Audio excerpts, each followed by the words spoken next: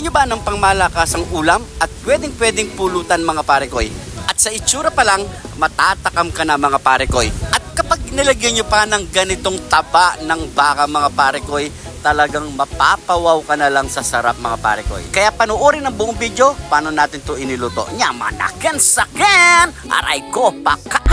Meron na tayo one set na pangbatchoy at syempre ang panangkap. Nabili nga lang pala natin to dito lang sa Sapalibutan, Talipapa mga parekoy. Siguradong first na first as quality ang mabibili nyong karne dito mga parekoy. Matapos na natin tumakat ng maliliit mga parekoy, so magigisa na tayo. So palabasin lang muna natin ng mantika ng taba ng baka mga parekoy kasi yan ang gagamitin natin panggisa. At kapag lumabas na ang mantika niya mga parekoy, pwede na natin iset aside ang ating taba ng baka mga parekoy kasi gagamitin pa natin yan. So una natin ipa-fried muna natin ang ating mga laman ng baboy. Mekos lang natin ng 5 minutes yan hanggat sa magkulay golden brown ang ating baboy. At kapag ganyan na ang texture ng ating baboy, pwede na natin itabi yan at isa lang na ang ating mga lamang loob ng baboy. So halo-halo muna natin dyan.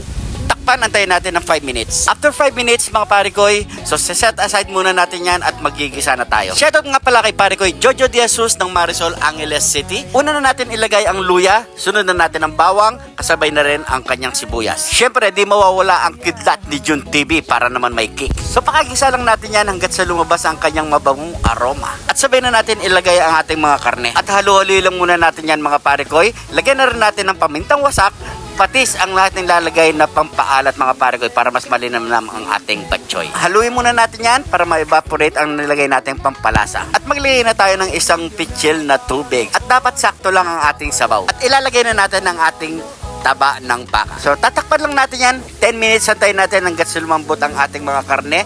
Tamtaman lang ang ating apoy. After 10 minutes mga parekoy, okay na ang ating baboy at ilalagay na rin natin ang ating miswa. Kung napadaan ka naman sa parte ng video na to, paki-comment lang po kung saan umabot ang ating video para alam natin mga parekoy. Sa mga gusto magpa-shoutout, paki-comment lang po sa baba. Next episode po, masya-shoutout po kayo. Gusto ko lang shoutout ang mga OFW natin bayani dyan. Lagi po kayong mag-iingat sa mansulok ng mundo. At syempre maglagay na rin tayo ng pampalasa, mas lalong sasarap. Sabay na rin natin ilagay ang ating dahon ng spinach. Pwede rin yung dahon ng sili mga parekoy. Nasa inyo yan. At ilagay na rin natin ang siling panigang. Takpan muna natin. Antay lang tayo ng 5 minutes. After 5 minutes, luto na ang ating batchoy. Yun no? Tikman na natin yan. Ayun no? Yun no? Grabe taba yan no? Yun. Siyempre.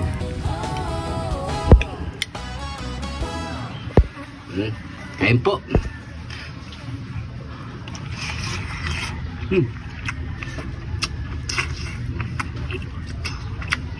Capek.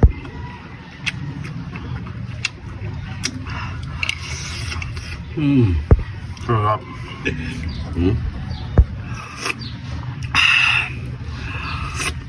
Grabe, sarap.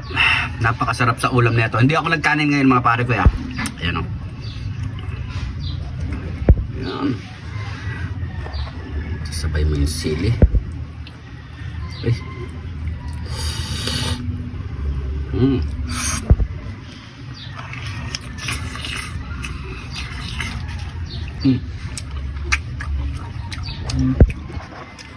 Tamang-tama yung sabaw mga pare ko. Napakasarap. Tamang-tama yung kick na nilagay nating sili pero ako nagkukulangan pa rin.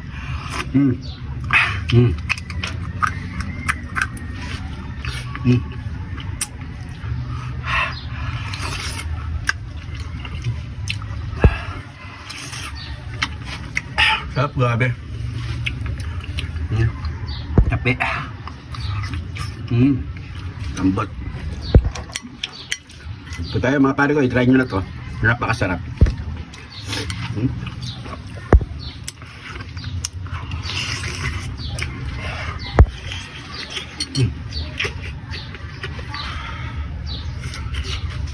So yun mga pare ko, try nyo na, napakasarap. Siyempre tutuloy pa natin to. Maraming salamat sa panonood. Ingat po kayo lagi dyan. God bless po.